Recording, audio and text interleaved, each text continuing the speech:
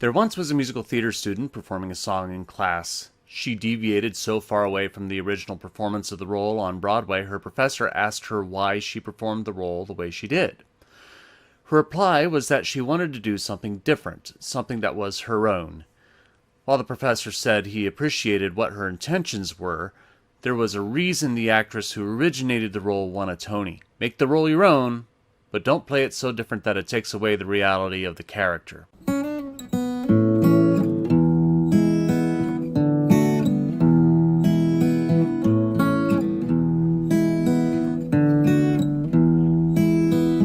Hello and welcome to episode 70 of One Man's Opinion, where I review professional theater in New York and across Connecticut.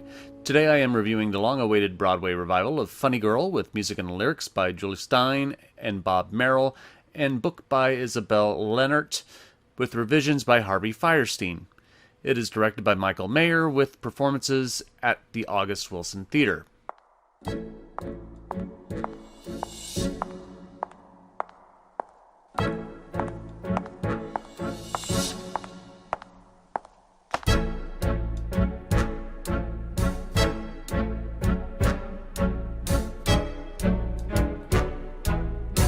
Hello, gorgeous.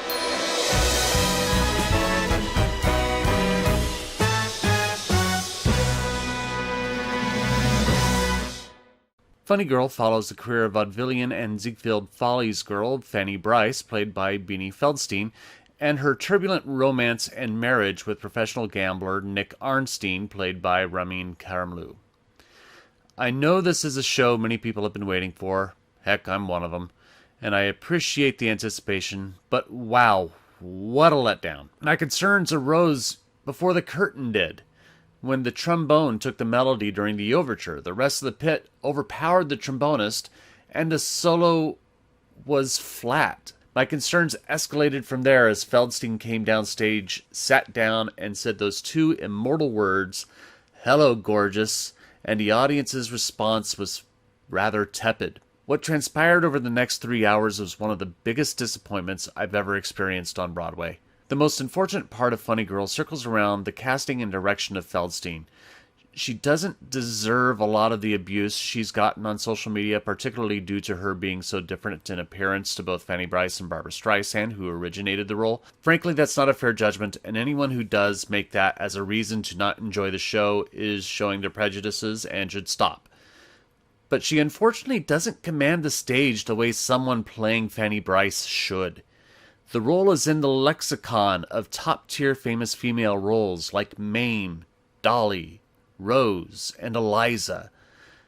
But she never demands the necessary presence and respect of the audience and the other characters. Her strengths show more during the Follies numbers. Her comedy style seems to work well in numbers like Cornet Man and Rat-tat-tat-tat. Unfortunately, this means that the three big numbers that everyone was humming to in the audience, I'm the Greatest Star, People, and Don't Rain on My Parade, fell flat. The romance between her and Karimloo felt non-existent. The chemistry just wasn't there. At least Feldstein looked like she wanted to be there and was trying her best to give the best performance she could in the role of a lifetime. Karimloo looked like he just didn't want to be there. The supporting cast ended up being the saving grace of the show. Jared Grimes deservedly got the biggest ovation of the night as Fanny's unrequited friend, Eddie Ryan, who tap dances his way through the show with brilliant ease, and he has a genuine warmth towards Fanny, which is both sweet and tender. Jane Lynch leads the three matrons of the musical as Fanny's mom, Mrs. Brice, along with Mrs. Strakosch, played by Tony DiBuono, and Mrs. Meeker, played by Deborah Cardona, who are all so delightful that I looked forward to them returning for every scene. The design is overall serviceable. David Zinn's scenic design uses the current popular giant cylindrical stage piece that sits center stage and opens and closes to fit the scene. As practical as it can be, it takes up way too much of the stage for the Ziegfeld numbers, which needs more room for a chorus that should probably have been larger. Susan Hilferty's costume design is hit and miss. I like what she did for Fanny and her family and friends, and the first act Ziegfeld numbers have a lot of glitz and flash, but the rat-tat-tat number looks rushed and stylistically monotonal with its solid silver glossy look, and it just doesn't work. It's a shame that Funny Girl isn't as good as it should be. I love the musical, but it needs some course directions. I hope that it lasts on Broadway long enough for a second cast. Maybe things will improve, but would a new cast fix the problem? But I am only one man's opinion, so leave yours in the comments below. If you're interested in seeing Funny Girl, I'll leave a link in the description where you can get tickets.